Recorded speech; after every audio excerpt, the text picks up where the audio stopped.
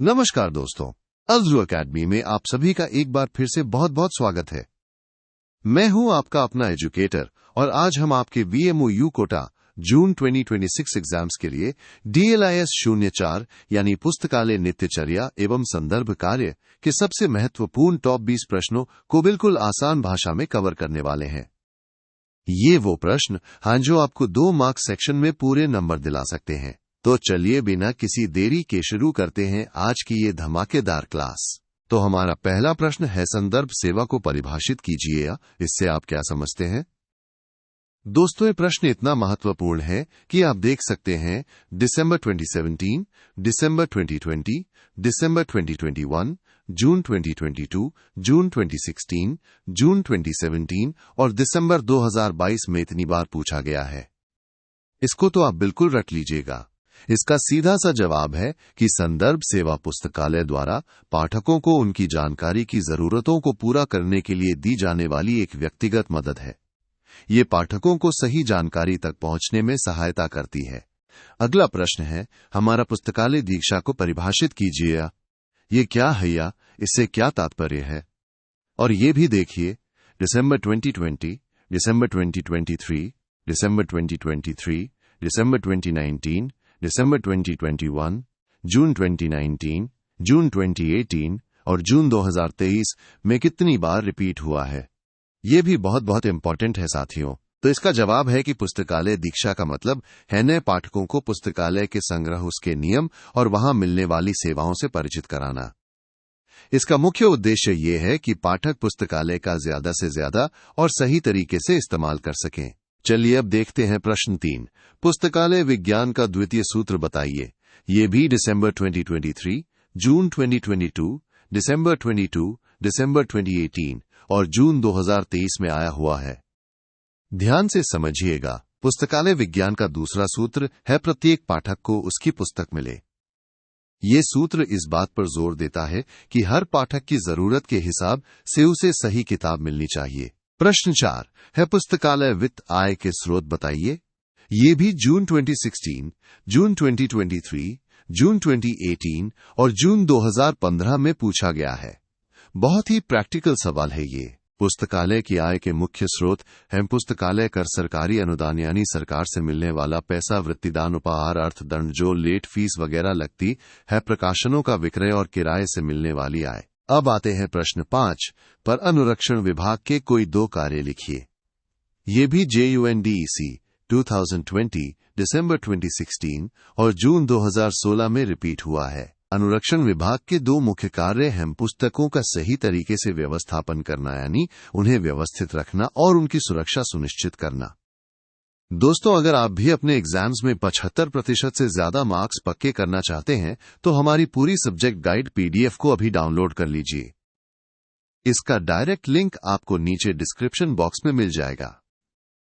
देर मत कीजिए, अपनी तैयारी को सुपरचार्ज कीजिए। चलिए आगे बढ़ते हैं प्रश्न 6 की ओर।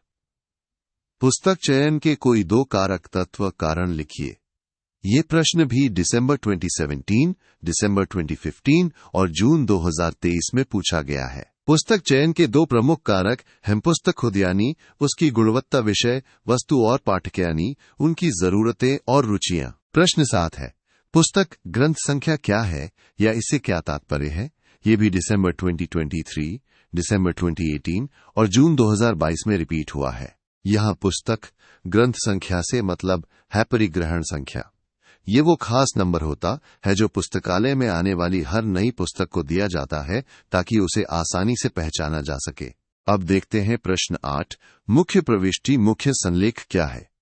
ये भी दिसंबर 2018, दिसंबर 2015 और दिसंबर 2021 में आया हुआ है। मुख्य प्रविष्टि सूचीकरण में किसी भी पुस्तक का वो प्राथमिक रिकॉर्ड होता है जिससे उसे मुख्य रूप से पहचाना जाता है। ये एक तरह से किताब की पहचान का आधार है। प्रश्न 9 है, कैश करंट अवेयरनेस सर्विस का पूर्ण रूप लिखिए या इससे क्या समझते हैं? और देखिए, ये जून 2016, जून 2024 और जून 2023 में भी आया है। ये तो पक्का आने वाला है दोस्तों। कैश का पूरा नाम है करंट अवेयरनेस सर्विस। इसका काम है अपने उपयोगकर्ताओं को नवीनतम जानकारी और नई नई चीजों से लगातार अपडेट रखना। चलिए प्रश्न 10, आदान प्रदान सर्कुलेशन विभाग के कोई 2 कार्य बताइए।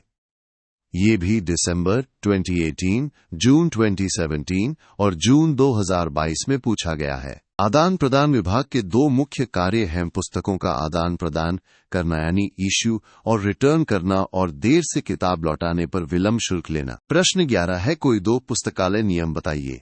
ये भी JUNDEC 2020 और दिसंबर 2019 में रिपीट हुआ है। पुस्तकालय के 2 महत्वपूर्ण नियम हैं पुस्तकों को सुरक्षित रखना और उन्हें समय पर वापस लौटाना। ये बहुत जरूरी है साथियों। अब देखते हैं प्रश्न 12, पुस्तकालय नियमों की आवश्यकता बताइए। ये भी दिसंबर 2017 और जून 2017 में आया है। पुस्तकालय नियमों की जरूरत इसलिए होती है ताकि पुस्तकालय का काम सुचारू रूप से चले और वो अपने निर्धारित लक्ष्यों को आसानी से प्राप्त कर सके। प्रश्न 13, परिग्रहण पंजिका क्या होती है। ये भी दिसंबर 2017 और जून 2017 में पूछा गया है। परिग्रहण पंजिका पुस्तकालय में प्राप्त होने वाली सभी पुस्तकों का एक स्थायी रिकॉर्ड होती है। ये उनके अधिग्रहण का प्रमाण होती है और बताती है कि पुस्तकालय में कुल कितनी किताबें हैं।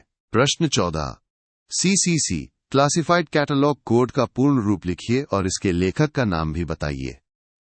ये दिसंबर 2017 और दिसंबर 2020 में आया हुआ है। CCC का पूरा नाम है क्लासिफाइड कैटलॉग कोड और इसके महान लेखक हैंडो SR रंगनाथन जी, ये नाम याद रखिएगा। प्रश्न 15 है, INB भारतीय राष्ट्रीय ग्रंथ सूची का पूरा नाम लिखिए। ये भी जून 2015 और जून 2022 में पूछा गया है। INB का पूर्ण रूप है Indian national bibliography, Indian national bibliography. और हाँ दोस्तों, हमारे पास DLIS के बाकी विषयों के लिए भी प्रीमियम गाइड्स उपलब्ध हैं, जैसे DLIS 01, DLIS 05 और DLIS 06। इन सभी को डाउनलोड करने के लिए डिस्क्रिप्शन बॉक्स में दिए गए लिंक पर क्लिक करें। अपनी तैयारी को और भी मजबूत बनाइए। प्रश्न 16, INB भारतीय राष्ट्रीय ग्रंथ सूची का प्रकाशक कौन है। ये भी दिसंबर 2023 और जून 2019 में आया है। INB का प्रकाशन राष्ट्रीय पुस्तकालय कलकत्ता द्वारा किया जाता है। ये भारत सरकार का एक राजकीय प्रकाशन है। प्रश्न 17, संदर्भ सेवा के प्रकार बताइए। ये भी दिसंबर 2018 और दिसंबर 2015 में पूछा गया है। संदर्भ सेवा मुख्य रूप से 2 प्रकार की होती है। पहली है प्रस्तुत संदर्भ सेवा और दूसरी है व्याप्त संदर्भ सेवा। प्रश्न 18 है, पुस्तकालय सांख्यिकी आंकड़ों की आवश्यकता बताइए।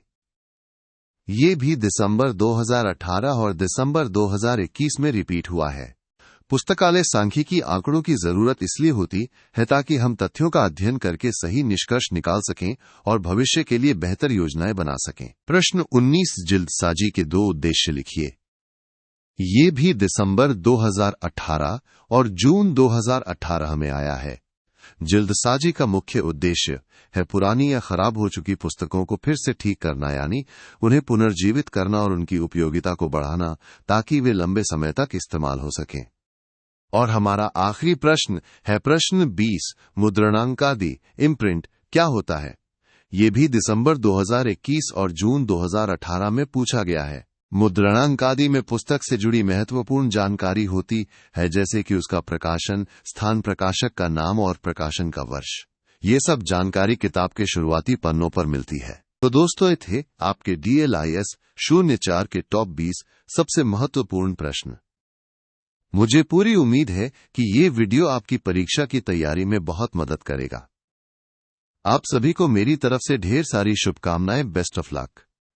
याद रखिए, मेहनत का फल सफलता है। इस वीडियो को लाइक करना, शेयर करना और अल्द्रू अकेडमी को सब्सक्राइब करना बिल्कुल मत भूलिएगा। और हाँ, डिस्क्रिप्शन बॉक्स जरूर चेक कर लीजिए, वहां आपके लिए बहुत कुछ खास है। मिलते हैं अगले वीडियो में।